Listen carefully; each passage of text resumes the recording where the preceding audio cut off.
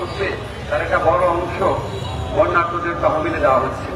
আমরা তাদেরকে ধন্যবাদ জানাই এবং আমি মনে করি যে এই ধরনের উদ্যোগের মধ্য দিয়ে আমরা যে আমাদের সার্বজনীনতা, যে বন্যার্থ যারা আছে সেখানে আমরা দেখতে গেছি কে কোন ধর্মে সাহায্য যখন করতে গেছি তখন আমরা দেখতে গেছি কে কোন ধর্ম সাহায্য করবে।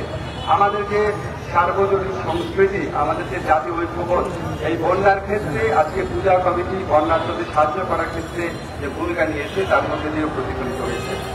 আমি অনুষ্ঠানের শুরুতে শ্রদ্ধার সাথে স্মরণ করছি আমাদের মহান মুক্তিযুদ্ধে যারা প্রাণ হারিয়েছেন, আমাদের জুলাই হত্যাকাণ্ডের সময় যে ছাত্র জনতা প্রাণ হারিয়েছেন, যারা আহত হয়েছেন এবং বন্যার এই প্রাকৃতিক বন্যায় যারা প্রাণ হারিয়েছেন, যারা নানান রকম ভোগান্তিতে আছেন, তাদের প্রতি সমবেদনা জানাচ্ছি। এবং আমি প্রথমেই বলে দিচ্ছি একটা ব্যক্তিগত অনুভূতির কথা। আপনারা দেখতে পাচ্ছেন আমার কাছে একটা রিটেন কাগজ আছে। মন্ত্রী হলে এই ধরনের রিটেন কাগজ প্রাইভেট সেক্রেটারি লিখে দেয়। আমি ভাবলাম আপনাদের সাথে আমি রিটেন বক্তব্য দিব কেন, আপনাদের সাথে আমার প্রাণের সম্পর্ক। যখন আমি মুখে কথা বলবো তখন হয়তো দু একটা শব্দ প্রয়োগে ভুল হতে পারে, সেটা আপনারা ক্ষমা করে দিবেন। আমি প্রথমেই বলি, আমি অত্যন্ত সম্মানিত বোধ করেছি যে আমাকে আজকে অনুষ্ঠানে দাওয়াত দেওয়া হয়েছে। আমি কয়েকদিন আগে প্রধান উপদেষ্টার সাথে ঢাকেশ্বরী মন্দিরে গিয়েছিলাম। আমি ঢাকেশ্বরী মন্দিরে আগেও গিয়েছি। সেদিন আপনার যারা হিন্দু ধর্মাবলম্বী যারা নেতৃবৃন্দ আছেন, ঢাকেশ্বরী মন্দিরে যারা দায়িত্বে আছেন, তারা আমাকে যেভাবে বরণ করে নিয়েছেন, যেভাবে বুকে টেনে নিয়েছেন, আমি খুবই আবেগ আপ্লুত হয়ে আমার স্ত্রীকে ফিরে এসে বলেছি, এটাই তো বাংলাদেশ, এটাই তো বাংলাদেশ। আমরা নাহিদ বলেছে, আমাদের প্রধান উপদেষ্টা বলেছে, আমরা একটা পরিবার, আমরা একটা পরিবার। আপনারা যদি শ্রীকৃষ্ণের জীবনের সবচেয়ে বড় শিক্ষা দেখেন, উনি বলছেন দুষ্টের দমন, শিষ্টের পালন। আচ্ছা আমাকে বলেন তো কোন ধর্মে এই কথাটা বলা নাই?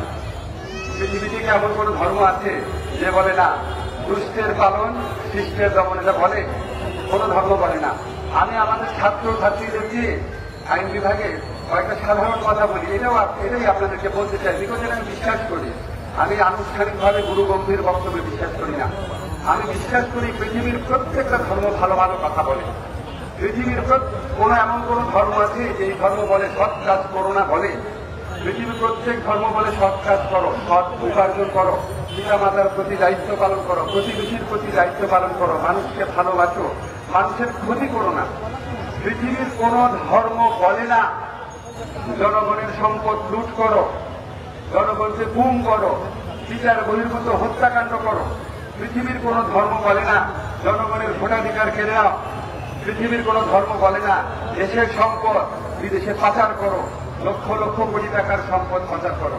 পৃথিবীর প্রত্যেক ধর্মের মূল বক্তব্য একই রকম। এখানেই আমরা সবচেয়ে বড় ঐক্যের উপাদান পাই। এবং আপনি যদি লক্ষ্য করে দেখেন, পৃথিবীর সকল ধর্মাবলম্বী মানুষরা একই সাথেই উল্লসিত হয়, একই সাথেই ব্যথিত হয়। আমাদের মহান মুক্তিযুদ্ধ যখন আমাদের করেছিলাম, আপনারা জানেন আমাদের একজন সেক্টর কমান্ডার ছিলেন C.R. দত্ত। মুক্তিযুদ্ধ কি শুধু মুসলমানরা করেছে, বা শুধু হিন্দুরা বা শুধু খ্রিস্টানরা করেছে? বাংলাদেশের মানুষ করেছে। মুক্তিযুদ্ধে যখন আমরা জয়লাভ করেছিলাম, সারা বাংলাদেশ উল্লসিত হয়েছিল। এই উল্লাসে প্রত্যেক ধর্মের, প্রত্যেক বর্ণের বাংলাদেশের মানুষ ছিল। যখন করোনা হয়েছিল, আমরা সাফার করেছিলাম, সব ধর্মের মানুষ একসাথে সাফার করেছিলাম।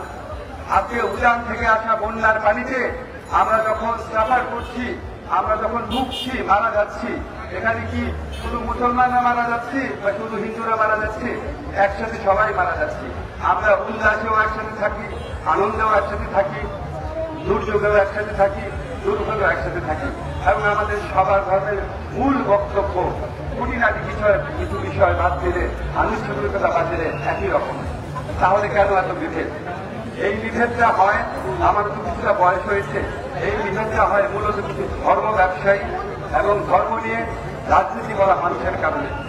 এই ধর্ম নিয়ে রাজনীতি আপনাদেরকে নাহিদ বলেছে, আপনার ধর্ম নিয়ে রাজনীতি বাংলাদেশে প্রত্যেক সরকারের আমাদের কম বেশি হয়।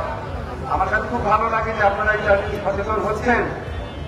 যারা আপনাদেরকে একটা ভোট ব্যাংক হিসাবে ভাবে, তাদের 15 বছর আমলে আপনারা কি নিরাপদে ছিলেন?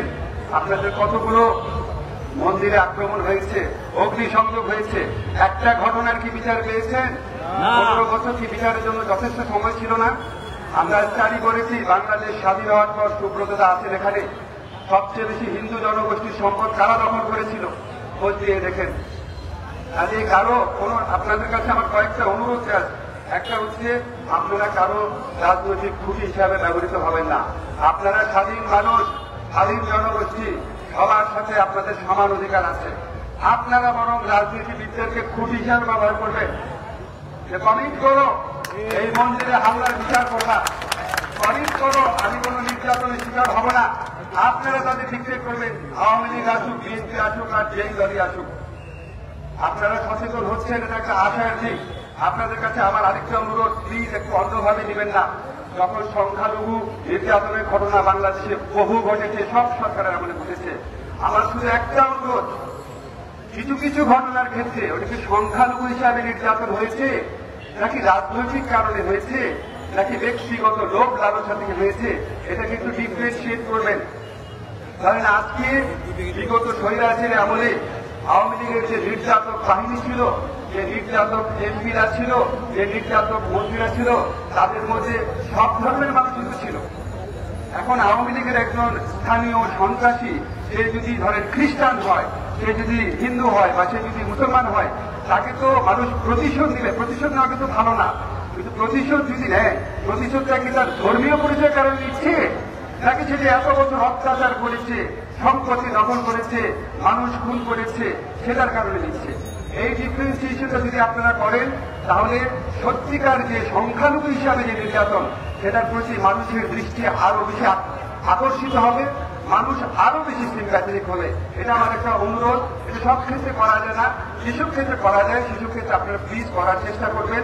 আপনারা কি মনে রাখবেন, আমার দৃঢ় বিশ্বাস যে বাংলাদেশের প্রায় সকল মানুষ, স্বার্থান্বেষী কিছু মহল বাদে সবাই, আমরা সবাইকে ভালোবাসি, সবাইকে ভালোবাসি। আপনি দেখেন, আপনারা আমাকে ইনভাইট করেছেন, আমার বিশ্বাস করেন, আমি নাইদের সাথে কথা বলেছি, আমাদের মনে হচ্ছে আপনারা আমাকে ভাই ভেবেছেন।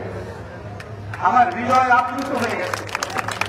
এবং আপনারা এই সমস্ত রাজনৈতিক প্রচারণা, রাজনৈতিক খুঁটি না হয়ে থাকবেন, আপনারা আরো বেশি শক্তিশালী হবেন। সর্বোচ্চ একটা শুধু অনুরোধ করছি, আমি এটা আমাদের যে ভাইরা আছে ওনাদের সাথে ঢাকেশ্বরীর মধ্যে দেখা হয়েছিল, বলেছিলাম আপনারা নিজেদের সংখ্যালঘু বলবেন না, আপনারা বাংলাদেশের মালিকানার অংশ। আপনাদের সংখ্যালঘু শব্দটাই, মাইনরিটি রাইট কনসেপ্টটা এসেছে প্রথম বিশ্বযুদ্ধের পর, যখন নতুন রাষ্ট্র গঠিত হচ্ছিল, তখন এক জাতির, মাইনরিটির বিভিন্ন জাতি বিভিন্ন দেশে ছিল, তাদের প্রতি অনেক নির্যাতন করা হতো।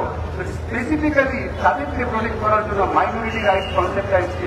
এটার মধ্যে একটা করুণা, একটা দয়ার ব্যাপার ছিল।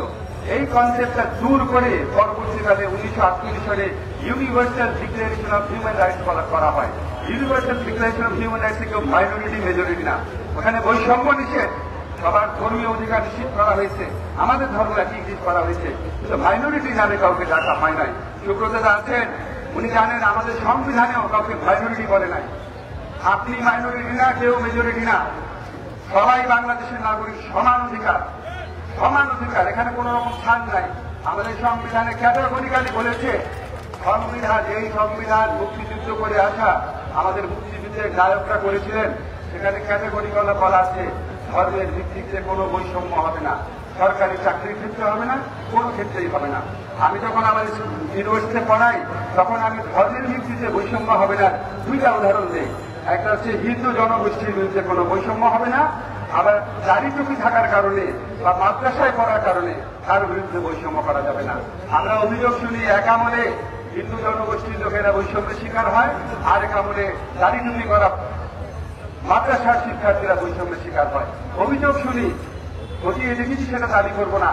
আমরা এমন একটা বাংলাদেশ গঠন করতে চাই যেখানে কেউ বৈষম্যের শিকার হবে না, সবার সমান অধিকার থাকবে, এই রাষ্ট্রের মালিকানা সবার থাকবে, আমরা একটা পরিবারের মতো থাকবো, আমরা যে যার মতো ধর্ম পালন করবো, অন্য ধর্মকে আমরা সমানভাবে শ্রদ্ধা করবো, অন্য ধর্মের জন্য আমরা সমান স্পেস গড়ে তুলবো।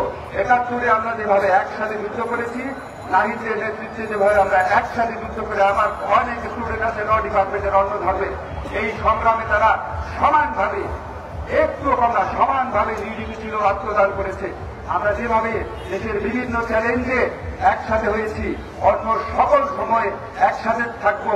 ধর্ম ব্যবসায়ী এবং ধর্ম নিয়ে রাজনীতি করা মানুষকে, মহলকে সেটা যে দেশেরই হোক, বাংলাদেশের হোক, তাকে অবশ্যই পরাজিত করে আমরা আজকে বৈষম্য বিরোধী ছাত্র আন্দোলন আমাদের দেশ গড়ার যে মহা সুযোগ এনে দিয়েছে, সেই সুযোগকে কাজে লাগিয়ে বাংলাদেশকে আমরা উত্তরোত্তর সমৃদ্ধির দিকে নিয়ে যাব। শ্রীকৃষ্ণের স্মৃতির প্রতি শ্রদ্ধা জানাচ্ছি, আপনাদের প্রতি আবার সম্মান জানাচ্ছি। জন্মাষ্টমীর যে মিছিল আছে, সেই মিছিল সফল হোক। আমাদের এখানে যারা শুধু হিন্দু খ্রিস্টান না, সকল ধর্মে যারা মানুষ আছেন, আমরা সম্প্রীতি নিয়ে বাস করি, এরকম একটা বাংলাদেশের প্রত্যয় ব্যক্ত করে আমার বক্তব্য